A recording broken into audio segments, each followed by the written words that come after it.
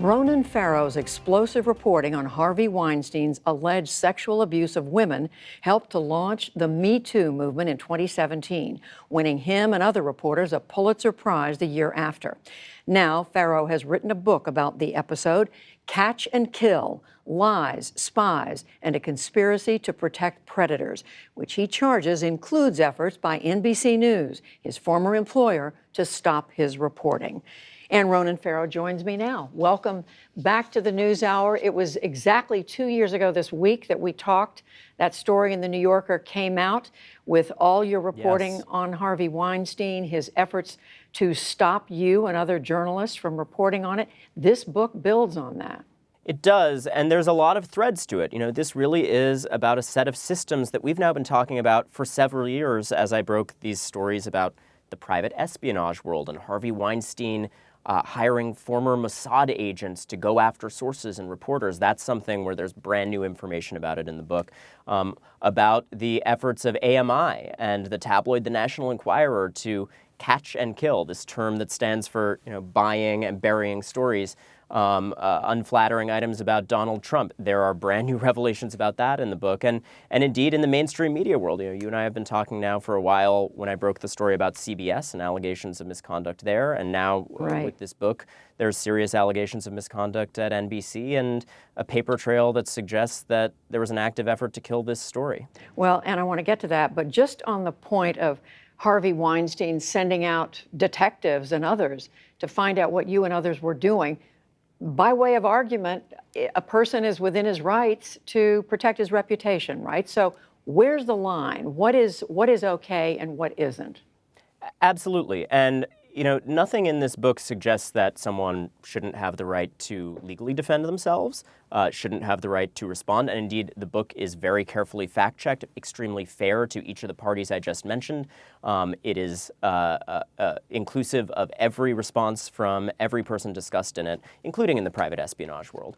But there is a point at which, when sophisticated lawyers, in this case Harvey Weinstein's attorney David Boies, something of a liberal hero, hired some of these former Mossad agents, who in turn hired subcontractors who were chasing me, chasing other reporters, staking us out. There were multiple secret agents with false identities following accusers, following reporters.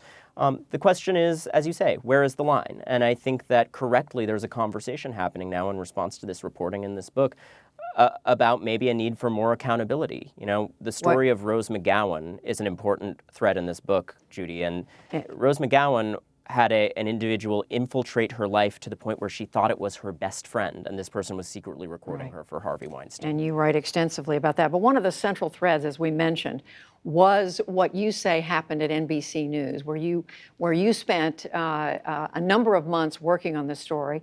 What they are pushing back on your main narrative here, they are saying they gave you many months to work on the story, and at the end of the time you were there, that you just didn't have a single source who was willing to go on the record. And that's the reason they weren't allowing you to go forward with your reporting. So the reporting in this book, Judy, shows that that's flatly untrue. My working level producer at NBC, Rich McHugh, has come forward and said that is flatly untrue. We always had multiple named women in the story. We had an audio tape of Harvey Weinstein admitting to serial sexual assault. I'll let people decide for themselves whether they think that should have been aired. We were fighting like hell to get it on air. But that's actually not the point. The point is that this is a company that ordered a hard stop on reporting. 6 times in this book, the president of NBC News, Noah Oppenheim, orders a stop to reporting, and the book really answers why. It suggests, with documentation and a fact-checked paper trail, that this was a company that, like CBS, had a lot of secrets, had a pattern of secret settlements not dissimilar from Harvey Weinstein's own, and had a knowledge of predation within the company that was under threat of exposure at the time. So you're referring to, in part, to Matt Lauer and what happened to him. You're saying that NBC knew there were accusations against Matt Lauer. Are you saying that's the main reason that NBC didn't want your story to go forward? Because, again, they are pushing back completely on that and saying it's not true, that they didn't have any credible charges against Matt Lauer before the day before he left.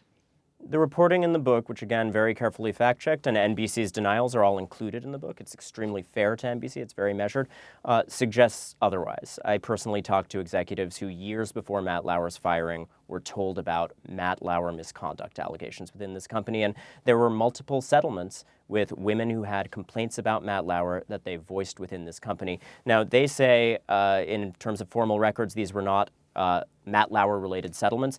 That is what sexual harassment secret settlements look like. They do not say in writing, this is what happened to this woman.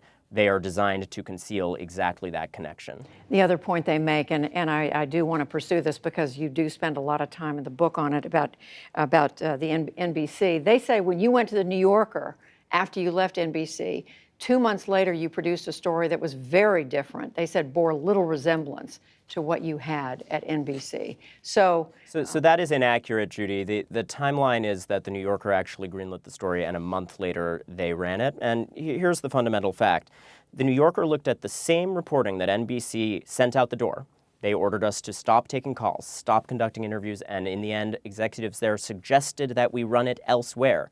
And we went across the street, and I took it to the New Yorker, and 4 weeks later, it was a Pulitzer Prize-winning story. So, people can decide whether their decisions had a valid journalistic ground when they read the book. I think it's pretty clear. And when they go on to say that you had an axe to grind, that you really wanted to stay at NBC News, what do you say?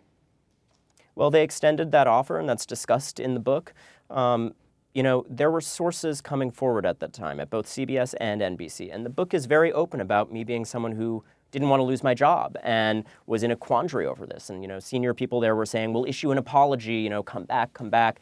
And in the end, I realized that the accumulating weight of evidence, that there was a significant cover-up and a significant story to be told about this company and misconduct there, and about these broader themes of accountability in the media, Judy, made me understand that I would have to independently report this from the outside. And that's what I've done for 2 years. And I think the reporting in the book correctly has been regarded as airtight and held up to all of those rebuttals. What are you saying overall, Ronan Farrow, about the news media in this country? Are you saying that some of it is bought and paid for by powerful interests, or what? I mean, NBC News has a reputation built on many years, so do other news organizations. What are you saying?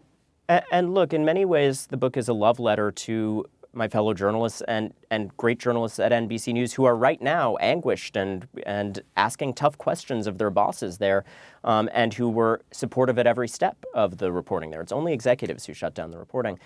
The fundamental point here, Judy, is whether it's AMI, the publisher of the National Enquirer, going after people on Trump's behalf or Weinstein's behalf. They did both.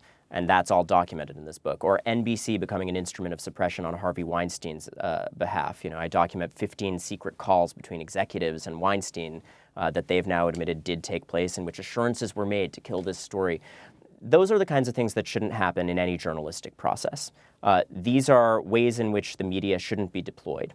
And this is not a book that reinforces the authoritarian attacks on the media. This is a book that highlights the bravery and importance of reporters. It's not just me that faced this kind of intimidation and these kinds of tactics. It is a whole community of reporters. I am optimistic that they will not stop and brave sources will not stop coming forward. But we've got to hold ourselves accountable too and do right by those stories and sources. How much more willing do you think women are, how much freer do you think women are today to tell their stories than they were just a year or two ago?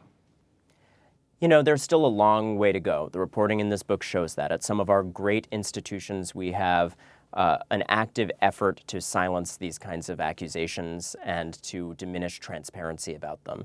That said, there's no doubt in my mind that things are changing for the better. My inbox is full right now of allegations, not just from within NBC, but in the broader media world and beyond. In industry after industry, these patterns of misconduct and cover-ups exist, and also there are more and more people speaking out and more really good, brave reporters refusing to stop reporting. And are you saying that employers are listening to this and acting on it, or not? Well, I'll give you an example. I mean, one of the things that I've documented both at CBS and now at NBC is that in periods of time where they claimed there were no secret settlements with harassment survivors, there actually were, many of them. At NBC's case, in a period where they denied this, there were 7. Many companies have now stepped away from that. You know, companies like Uber have said, we're not going to use these kinds of tactics to silence accusers in sexual abuse allegation cases. I think that we're seeing more and more of that for a reason. I'm a reporter, not an activist, but I certainly see why both legislatures and private companies are reassessing the use of those tools, including NDAs. Ronan Farrow. The book, again, is Catch and Kill, and we thank you very much for joining us. Thank you, Judy. Always a pleasure.